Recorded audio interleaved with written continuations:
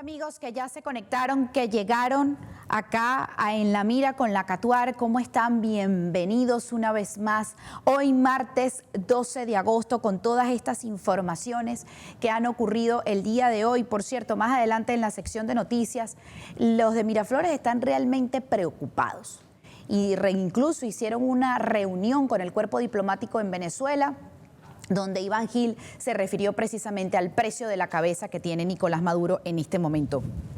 Si no les preocupara, si eso realmente no tuviese ningún tipo de importancia, porque como dicen, es el precio de su cabeza, todo el mundo sabe dónde está Nicolás Maduro, incluso desde Estados Unidos se habla directamente con Nicolás Maduro. ¿Para qué entonces ese anuncio de parte de Estados Unidos? Pues al parecer las cosas sí están cambiando, como ya se los demostré en mi editorial. Yo insisto, ¿qué estarán ocultando desde Colombia que Petro ha decidido cerrar filas con Nicolás Maduro?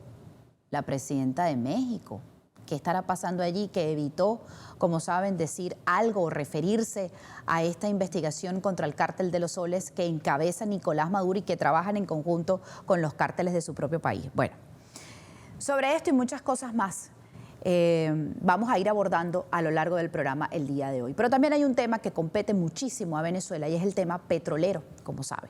Sobre todo la situación de Citgo, que en este momento está protegida, pero que corre el riesgo precisamente de dejar de estar protegida y que probablemente muchos acreedores o el propio régimen de Nicolás Maduro pudieran echar mano, guante, a esos recursos que tienen allí los venezolanos, porque eso no es del presidente de turno, sino de los venezolanos. Por eso le doy la bienvenida a Horacio Medina, presidente de la Junta Administradora de PDVSA Ad-Hoc.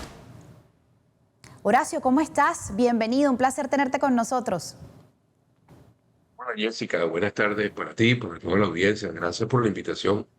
No, como siempre, un placer poder conversar contigo. Hay algo que nos tiene bastante preocupados. De hecho, entiendo que ustedes están llevando adelante incluso un documental de que hay que salvar a Citgo. Si nos puedes nuevamente poner en contexto, sabemos que en este momento, como lo dije al inicio, está protegido, pero ¿cuál es el riesgo que estamos corriendo y lo que esto puede significar para Venezuela, perder a Citgo? Sí, bueno, definitivamente hay varios factores importantes y es cierto, ya publicamos la primera parte del documental, hay una segunda parte que vamos a publicar en septiembre y la idea de este documental es darle información a la gente para que estemos claros de qué estamos hablando. Hay una fecha muy importante que es el próximo lunes 18 de agosto, donde hay una audiencia, un hearing, como lo llama el juez Stark, para escuchar todas las opiniones, observaciones, cuestionamientos, en fin, todo lo que tengamos que decir las partes de Venezuela y algún acreedor sobre la oferta esta propuesta que está en el tapete, que es la propuesta de Gold Reserve. Eso podría significar varias cosas. Primero, no creemos que esto vaya a ser solamente un día, pensamos que podría tomar 2 días o tal vez 3. Segundo, parece difícil que el juez Starr se pronuncie en esa misma audiencia sobre la definitiva de aprobar esta oferta como la oferta. Y tercero, que allí no se termina la película, porque todavía queda un espacio que son las apelaciones en diferentes instancias que muy posiblemente lleguen hasta la Corte Suprema de Justicia. De modo que todavía hay un espacio bastante grande. Eso por un lado. Por otro lado, podría ocurrir, y entendemos, no tenemos la información fidedigna, pero entendemos que hay una o al menos una, tal vez dos ofertas no solicitadas que están siendo consideradas por el Special Master y que podrían de alguna manera alterar las fechas o alterar el cronograma del juez Stark. No estamos seguros, eso es algo que habrá que esperar hasta mañana. Mañana hay una llamada para aclarar todos estos puntos y entonces mañana tendremos una definitiva. De modo que bien podría ser el 18 y ya describí lo que puede ocurrir, bien podría no ser el 18 y sería entonces otro el cronograma. De modo que la verdad, sí, es cierto, hay una amenaza real de que la venta forzada, ojo, venta forzada, porque nosotros no estamos de acuerdo con ese proceso, se lleve adelante. No estamos de acuerdo, lo hemos hecho saber, hemos apelado, hemos hecho todo lo que está a nuestro alcance hacer, pero es una decisión del juez federal y las decisiones de los jueces federales se acatan, aunque no se compartan. Eso por una parte. Por la otra parte, bueno, por supuesto que nosotros estamos haciendo un trabajo también como el que hacen todos los acreedores, como el que hacen todas las compañías, que es un trabajo de lobby. De lobby es el acercamiento que se tiene con algunos entes de las diferentes agencias o departamentos y con los senadores y representantes sobre la base de expresar la importancia de Citgo. Yo te voy a poner un solo ejemplo que creo que ilustra muy bien esto, porque la idea de salvar a Citgo no es salvar a Citgo por salvar a Citgo. En el 2019, cuando comenzó el gobierno interino, en febrero, la decisión era hay que preservar a Citgo porque se preveía un cambio inminente en el modelo político de conducción del país. Eso no ocurrió y eso ha venido alargándose en el tiempo, tanto que han pasado 6 años y medio. En este momento, bueno, hay algunas expectativas importantes. Vemos las expectativas que tiene el presidente electo Edmundo González Urrutia, las que tiene María Corina Machado como líder de la oposición, las que existen en la Asamblea Nacional, en el Consejo de Administración y Protección de los Activos y en la propia PDVSA. Y entonces entendemos que es muy importante tener a Citgo. En un momento determinado que ocurra la transición, como nosotros creemos, porque si no creyéramos que eso va a ocurrir, tampoco estaríamos creyendo en que vamos a salvar a Citgo lo que nos estamos proponiendo. Citgo podría, desde el primer momento, Jessica, desde el primer momento, comenzar a enviar combustibles a Venezuela, llámese gasolina, llámese diésel, llámese jet kero para los aviones, llámese diluente y llámese además fuel oil para las plantas de generación termoeléctrica, mientras logra estabilizarse el suministro de gas para esas. De modo que habría entonces un paliativo para estabilizar el suministro de combustible en Venezuela y al mismo tiempo ya existe un acuerdo, ese acuerdo ya está, y el otro acuerdo con Citgo para recibir crudo de PDVSA y llevarlo a la costa de los Estados Unidos, no solo en las instalaciones de Citgo, sino también desde el punto de vista de comercializador a nombre de PDVSA y con la debida autorización. Entonces, eso garantizaría los ingresos tempranos, pero voy más allá porque hay una asesoría que está allí que podría estar presente si esa es la orden y si esa es la intencionalidad del nuevo gobierno, de evaluar cuál refinería podría ser recuperable para en un tiempo perentorio pudiésemos comenzar a refinar nuevamente crudo en el país y poder abastecer el mercado interno. De modo que para los primeros 2 años, yo diría, en mi opinión, Citgo va a ser muy importante para el gobierno de transición. Y esa es la razón fundamental por la cual nos empeñamos en la defensa del Citgo. ¿Qué ha pasado en este trayecto, Horacio? Porque sabemos que siempre ha habido el apoyo del Departamento del Tesoro, precisamente a pesar de que va el proceso judicial en las Cortes, siempre se ha tenido el apoyo del Departamento del Tesoro en el sentido de que vamos a seguir protegiendo los activos de Citgo y por eso precisamente el proceso judicial se frena. Aclárame si lo estoy entendiendo de manera errada. El proceso judicial se frena y queda Citgo protegido. ¿Qué pudiera estar cambiando en este momento que entonces pareciera que el Departamento del Tesoro se hace a un lado? Fíjate, eso ocurrió ya en el pasado. Vamos a tratar de ponerlo en el contexto. En el primer año, en el año 2019, temprano en el año 2019, la OFAC, que es la oficina que se ocupa de estos asuntos dentro del Departamento del Tesoro, emitió una licencia, la licencia general número 5, para proteger de un embargo por parte de los bonos 2020 a Citgo. Recordemos que los bonos 2020 tienen el colateral del 50.1% de las acciones de Citgo. Ojo, nosotros ganamos una apelación en la Corte Superior y en la Corte de Apelaciones en Nueva York y ese caso está actualmente, digamos, en corriente, en desarrollo en Nueva York por una reconsideración tomando en cuenta la ley y el marco constitucional venezolano. Eso, punto. Seguimos protegidos de esa demanda, de ese embargo, por el 50.1% de las acciones, por una licencia de OFAC, que es la general número 5, que se extendió recientemente hasta el mes de diciembre. Ese es uno. Dos, existía correctamente una protección.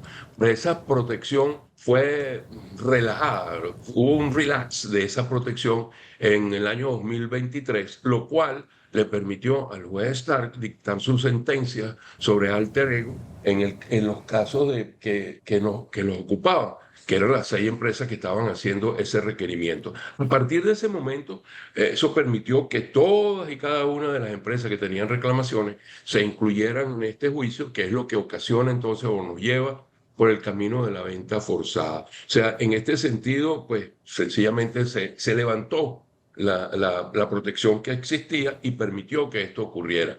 ¿Qué es lo que pasa? Todavía queda un camino, porque al final del día, aun cuando el juez Stark decida quién es el ganador, aun cuando perdamos en todas las apelaciones que tenemos en el camino, que creemos que tenemos oportunidades de ganar, bueno, todavía quedaría la licencia, porque el ganador necesita una licencia de OFAC para poder efectuar esa transacción. De modo que todavía hay un espacio, eso no sabemos qué va a hacer. Nosotros, te repito, mantenemos una cercanía importante con las agencias o departamentos en Washington y con los senadores y con los representantes en función de hacer entender la importancia que tiene Citgo para un Estado externo, un Estado soberano como es Venezuela en el momento que ocurra una transición a la democracia. Cuando ocurra esta transición democrática, que se puedan utilizar estos activos de Citgo, como bien lo estás describiendo, y que puedan apoyar precisamente en temas de recursos al nuevo gobierno, al gobierno electo del presidente Edmundo González Urrutia. ¿Cómo queda el tema de las deudas que por lo menos sabemos tiene la PDVSA roja, como la llamo yo de alguna manera, la PDVSA que maneja Nicolás Maduro? ¿Cómo quedan esas deudas? ¿Cómo entra a jugar Citgo el papel en ese momento?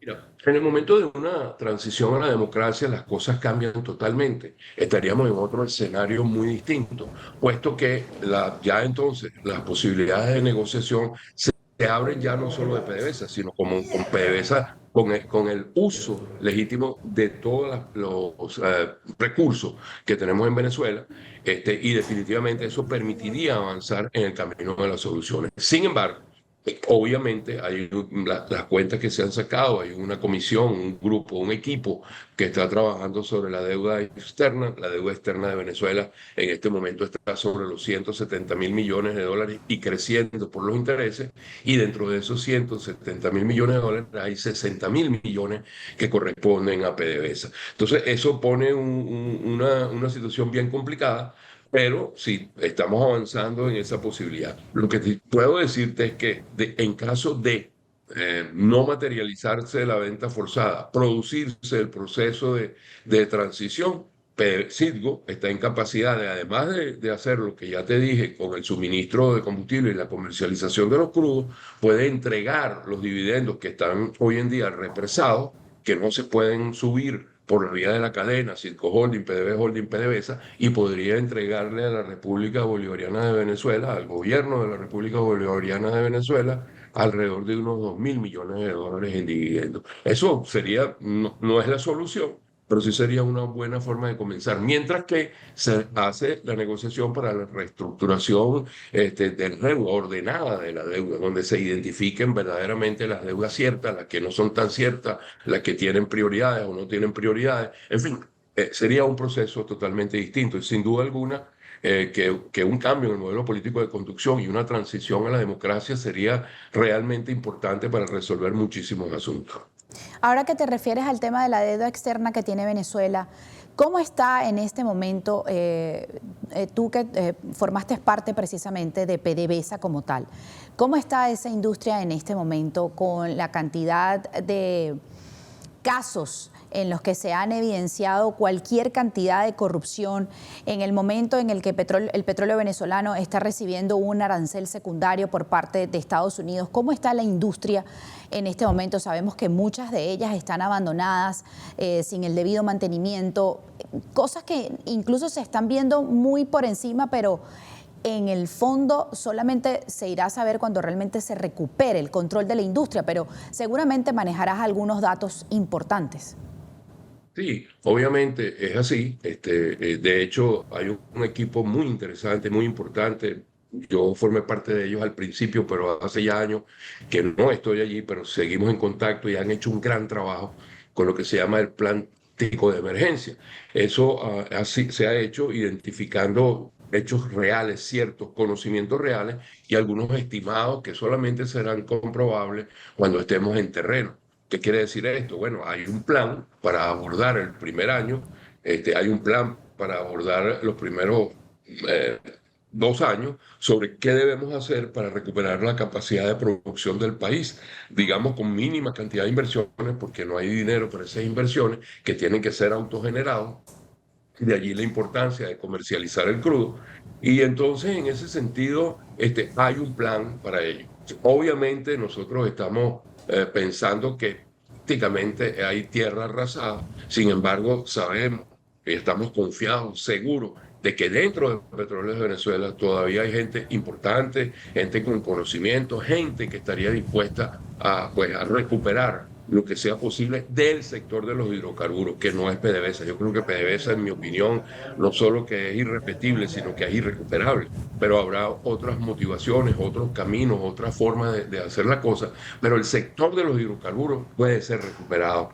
Y yo creo que eso es lo más importante. Lo segundo, obviamente, tenemos una clara idea de lo que ocurre en la parte de comercialización. Sin duda alguna, eso no existe. La comercialización, desde que todos conocimos los casos de Tarek El Aissami y la forma como se maneja hoy día con Delcy Rodríguez, sabemos que, bueno, eso no obedece a prácticas comerciales y que son intereses muy oscuros que se ventilan en los mercados negros y que tienen otro tipo de destino. Por eso también necesitamos que sea comercializado el crudo por un grupo serio, responsable y que haga esto desde el punto de vista de las políticas de mercado. De modo que sí, creemos que es complicado, que las refinerías, es increíble que hoy en día apenas podamos llegar a una refinación de unos 200.000 barriles de manera inestable, que hoy sí, mañana no.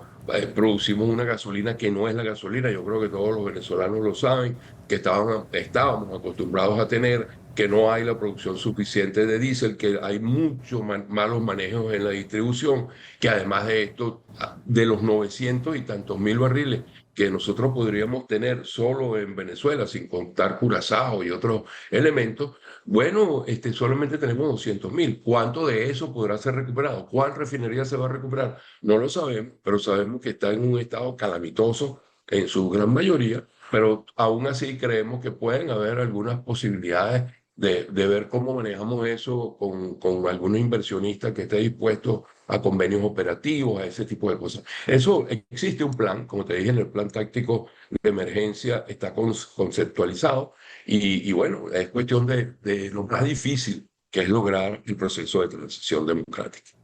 Por supuesto, debo consultarte por el tema de la licencia de Chevron, que se ha manejado de una manera privada. Y si nos puedes explicar qué significa realmente una licencia privada en la que no ha salido publicada, el público como tal no la conoce, sino ciertos actores, obviamente los actores que están involucrados. Realmente en este momento, con esa licencia que le dieron a Chevron en Venezuela, ¿el régimen se puede realmente estar beneficiando? Esto solamente es parte de una narrativa que utiliza Nicolás Maduro para tener discurso y poder hablar a las personas. Es decir, ¿qué es lo que realmente está detrás de eso? Y me llama la atención, Horacio, la insistencia de Chevron, incluso cuando en aquel momento Chávez nacionalizó todo el tema petrolero, que ellos insistieron, a pesar de tener pérdidas, quedarse en Venezuela. Sí. Fíjate lo siguiente, yo creo que primero esta nueva licencia es similar a la anterior con algunas diferencias que se han hecho públicas, pero sigue siendo un acuerdo privado por la ley antisabotaje y toda esa cuenta, ese nombre larguísimo que tiene esa ley, a la cual ellos se acogen, una ley que nos parece inconstitucional, pero es la que ellos hacen vigente, y entonces no se conocen los términos y las condiciones. Lo que sí se sabe es que hay una condición establecida desde el Departamento de Estado en el sentido de que no se va a entregar dinero al gobierno de Venezuela, al régimen de Venezuela, por producto de estas transacciones. Y entonces lo que está planteado es una producción bastante más limitada o menor de la que existía con la licencia anterior, suficiente para que Chevron, dentro de una empresa mixta, las empresas mixtas en general son 60% PDVSA, 40% las empresas privadas, Chevron pueda ir recuperando el pago de una deuda que ya no tengo exactamente el número ahora, de 4.000 y tantos millones que era cuando se hizo la primera licencia a este momento. Y además de esto, entonces pagar lo que son regalías y lo que es impuesto sobre la renta en su equivalente con barriles de combustible, básicamente gasolina, básicamente diésel, básicamente diluente, o muy importante el diluente para la producción nacional, más allá del que necesita la propia Chevron. Y entonces allí, digamos, no va a haber un dinero directo, por supuesto. No, hay un dolor de cabeza menos en el político, pero que desde el punto de vista social, los venezolanos sí podrían apreciar porque habría un volumen de gasolina en el mercado. ¿Cómo se va a manejar esto en el mercado negro? ¿Quién se lleva esto y a cómo lo venden? Bueno, esa es otra película distinta, ¿no? No sabemos cómo pasan las cosas en Venezuela. Tampoco sabemos cómo se va a controlar que algún volumen de esa gasolina y ese diésel y vaya a otros destinos, por ejemplo, Cuba. Yo creo que es interesante ver esto y tomarlo en cuenta. Pero por otro lado, obviamente, mira, Chevron es una empresa que gasta más o menos unos 7, 8 millones de dólares en lobby todos los años. Obviamente el lobby lo están haciendo para procurar el bien para la empresa, para ellos. Más allá de lo que ocurra en Venezuela, las empresas tienen sus propios intereses. Creo que definitivamente ellos están muy interesados en producir un crudo como el crudo que viene de Boscán. Ese es un crudo con una base asfáltica extraordinaria.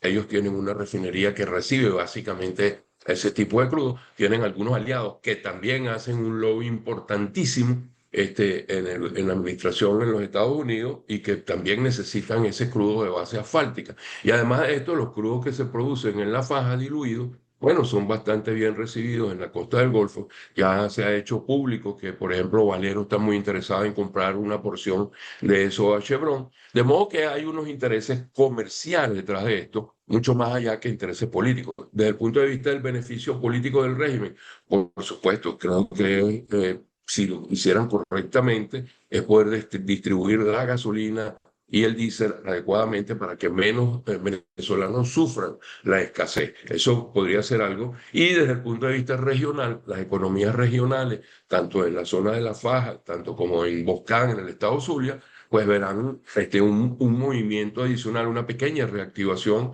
para las economías locales, las economías regionales. Más allá de eso, no es mucho lo que podamos decir, porque como tú bien lo dijiste, es privado, esto no se ha publicado, pero entendemos que no es tan amplio. Esta licencia no es tan amplia como la anterior, es bastante más restringida y tiene algunas cuestiones que la hacen menos posible desde el punto de vista de viabilidad de aumentar sustancialmente la producción. Ahora que nombras el tema del mercado negro, sabemos que ellos se manejan muy bien en la oscuridad, siempre, en todos los aspectos. Entonces, mi pregunta va dirigida a eso, el tema de los aranceles secundarios que los obliga aún más a meterse en ese mercado negro al régimen de Nicolás Maduro para traficar, porque eso es lo que hacen con el petróleo venezolano, para traficar. ¿Esto los puede beneficiar a ellos en cuanto a recursos o es todo lo contrario, Horacio? Creo que podría ser, porque obviamente cuando tú tienes un control desde el punto de vista corrupto, desde el punto de vista de oscuro, de cero transparencia, opacidad total en la forma como se vende crudo y a quién se le vende y a dónde va y cómo va y cuáles son los cargamentos, o sea, no existe un control como el que existía antes y muchos de los barcos que salen son barcos piratas, o sea, lo podemos decir así que no tienen ni siquiera, vamos a ver cómo lo podemos decir, el GPS que usan los carros lo tienen los barcos, un elemento similar, para que no puedan seguir las trazas para dónde va o de dónde viene. Obviamente, también estoy absolutamente convencido de que en esta oportunidad los controles desde el punto de vista de los Estados Unidos van a ser un poco más estrictos y van a ser mucho más cuidadosos con algunas empresas que aún estando en Estados Unidos se prestaron para este tipo de cuestiones. Creo que eso va a ser mucho más restringida, las navieras, todos los armadores, los dueños de buques, etcétera, van a tener mucho más cuidado. Pero como tú bien lo dices, y estoy totalmente de acuerdo contigo, ellos se manejan muy bien en esas aguas o en esos tiempos oscuros, en esas neblinas, porque esa es la forma de actuar para poder devolver desde el punto de vista de corrupción el crudo venezolano que no se registra, que no se notifica y que sencillamente son volúmenes mucho mayores al que se notifican, los que se comercializan sobre todo en la parte asiática de este mundo. Gracias. Me voy a meter un poco en el tema político y preguntarás por qué. Porque me llama la atención, la semana pasada, no sé si tuviste oportunidad de escuchar a Diosdado Cabello, y ayer se volvieron a referir al tema. Unas incautaciones que hicieron en Maturín. Y tú nos explicarás qué significa Maturín en torno a la producción petrolera para Venezuela, lo que significa Maturín en ese aspecto. Y ellos hablaban de una incautación de distintos explosivos y había uno en específico que se dice dinamita tipo hueca. Supuestamente ellos argumentaban o justificaban que todas esas incautaciones eran utilizados por grupos terroristas, por ISIS. Yo pregunto, esos explosivos específicos tipo huecos a los que se estaba refiriendo Diosdado Cabello y que ayer volvió a nombrar con Nicolás Maduro, ¿eso es utilizado en la perforación de pozos petroleros? ¿Cómo es utilizado en la producción? No es así, porque los explosivos que se utilizan, yo no soy un experto en explosivos, pero los explosivos que se utilizan para hacer los levantamientos sísmicos, que son sencillamente, se abren unos hoyos, unos huecos, y se pone abajo una carga, se detona y eso se registra, y eso permite tener, digamos, un registro sísmico de cuál es el tipo de formación geológica que tenemos en el subsuelo. Son de muy baja intensidad, no son ese tipo de, de, de detonantes, no son ese tipo de explosivos.